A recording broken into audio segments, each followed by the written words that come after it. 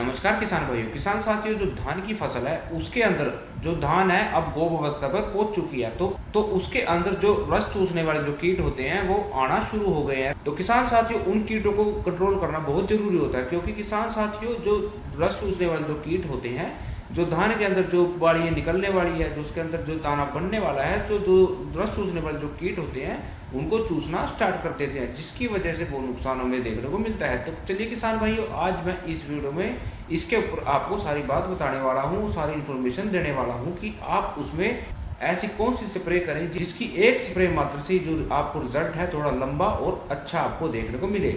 और जो हमारी उपज है इससे हमारे उपज पे कोई नुकसान हमें देखने को ना मिले। तो चलिए किसान साथियों, मेरा नाम है आकाश राणा और आप देख रहे हैं अपना यूट्यूब चैनल किसान विज्ञान। तो चलिए किसान साथियों, वीडियो को शुरू करते हैं। तो किसान साथियों, जो धान की फसल है वो अब गोब अवस्था पर पहुंच चुकी है। जो उसके अंदर जो गोब है, वो जो दाने हैं वो बनना शुरू हो गए हैं। तो किसान भाइयों,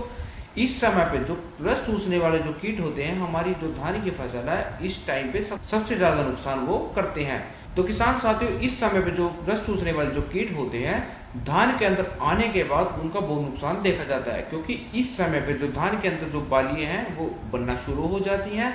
और जो फ्लैग लीफ यानी जो झंडा पत्ता पौधे का होता है उसको वो काटना शुरू कर देते हैं, जिसकी वजह से जो फोटोसिंथेसिस की जो प्रक्रिया पौधा करता है, जिससे कि धूप के माध्यम से पौधा खाना बनाना शुरू करता है। लेकिन वो जो फ्लैग पत्ता होता है, जो झंडा पत्ता होता है, उसको जो रस चूसने वाले कीट होते हैं उसको वो कमजोर कर देते हैं, जिसकी वजह से जो सूर्य संश्लेषण की जो फोटोसिंथेसिस की जो प्रक्रिया होती है वो कमजोर होती है, जिसकी वजह से जो हमारी धान के अंदर जो दाना बनना शुरू होता है उसमें उसका नुकसान बहुत ज्यादा देखने को मिलता है। क्योंकि किसान भाई, जो पौधे का जो झंडा पत्ता होता है तो उसको स्वस्थ रखना भी हमें बहुत जरूरी होता है। तो किसान भाइयों, आपको ऐसे कीटनाशक चुनना चाहिए जिसको आपको एक बार स्प्रे करने के बाद उसका जो रिजल्ट है थोड़ा आपको लंबा देखने को मिले। क्योंकि किसान साथियों, जो धान के अंदर जो किसान भाई स्प्रे करते हैं, दो तरह के टेक्निकल आते हैं, एक सिस्टमेटिक आता है, एक कॉन्टैक्ट बेस्ड जो इंसेक्टिसाइड वो आपको उपलब्ध होता है। तो कई बार किसान साथियों को पता नहीं होता कि हमें अपने खेत में इस्तेमाल कौन सा करना चाहिए, क्योंकि जो रस चूसने वाले कीट होते हैं वो कई प्रकार के होते हैं, जैसे कि तेला हो गया, हरा मच्छर हो गया, जैसिड, एफिड और भी कई तरह के जो रस चूसने वाले कीट होते हैं इस समय पे धान के खेत में बहुत ज्यादा देखने को मिलते हैं। और साथ ही इस टाइम पे जो सफेद जो तितली होती है वो भी बहुत ज्यादा देखने को मिलती है, जो कि पौधे की पत्तियों पर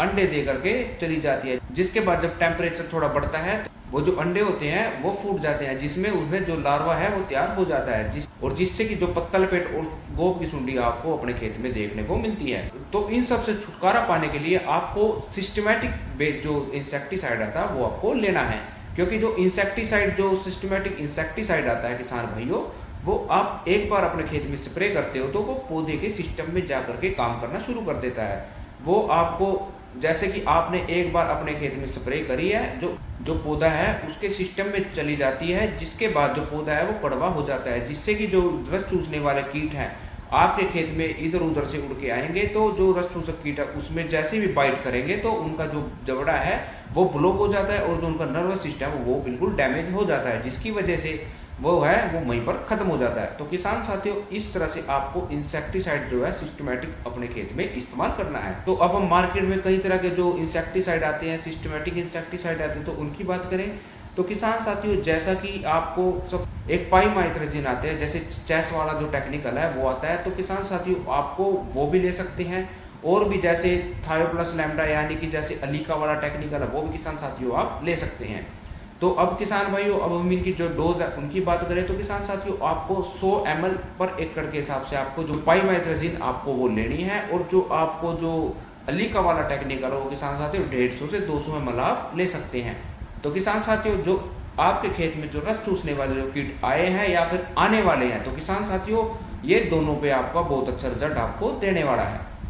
तो किसान साथियों, आप इस टेक्निकल को अपने खेत में इस्तेमाल कर सकते हैं, और साथ में एक फंगीसाइड भी आप इसमें इस्तेमाल कर लें। जो आप खेत में शीत ब्लाइट या कोई भी झुलसा रोग आने के जो चांस होते हैं किसान साथियों, आप उसमें भी पहले फंगीसाइड भी स्प्रे कर दें तो आपको वो भी अपने खेत में बीमारी है वो नहीं देखने को मिलने वाली है। तो किसान साथियों, फंगीसाइड की बात करें तो आप कोई भी एक सिस्टमैटिक फंगीसाइड ले सकते हैं, चाहे तो आप टिल्ट वाला टेक्निकल ले सकते हैं, प्रोपिकोनाजोल ले सकते हैं, या फिर आप जो अच्छा लेवल, जो यानी कि जो थोड़े अच्छे टेक्निकल आते हैं, जैसे कि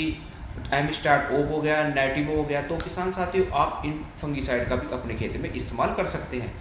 तो किसान साथियों अब इनकी डोज की बात करें तो जो आपको एमिस्टार्ट ओप लेना है किसान साथियों 200 से 250 ml पर एकड़ के हिसाब से आपको लेना है, और प्रोपिकोनाजोल भी आपको 250 ml पर एकड़ के हिसाब से किसान साथियों आपको लेना है। तो किसान साथियों इन दोनों दवाई की आप अपने खेत में स्प्रे करवाते हैं तो किसान भाइयों आपके खेत में जितने भी इंसेक्ट आपके खेत में आने वाले हैं या आ चुके हैं किसान साथियों, इससे वो बिल्कुल खत्म होने वाले हैं। तो किसान साथियों इन दवाइयों की आप अपने खेत में स्प्रे करवाते हैं तो आपको जो रिजल्ट है 100% आपको मिलने वाला है। तो चलिए किसान साथियों इस छोटी सी वीडियो के माध्यम से मैंने ये जानकारी देने की कोशिश करी है। तो हमारी वीडियो अच्छी लगे तो वीडियो को लाइक, शेयर और चैनल को सब्सक्राइब करना ना भूलें। धन्यवाद।